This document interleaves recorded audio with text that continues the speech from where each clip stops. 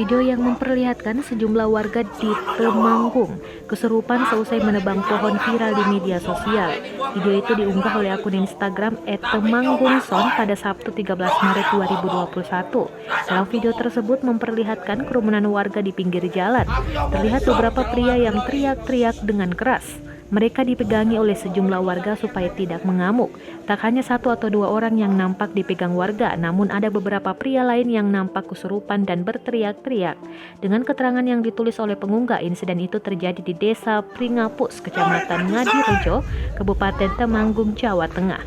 Video ini pun mendapat banyak komentar dari netizen.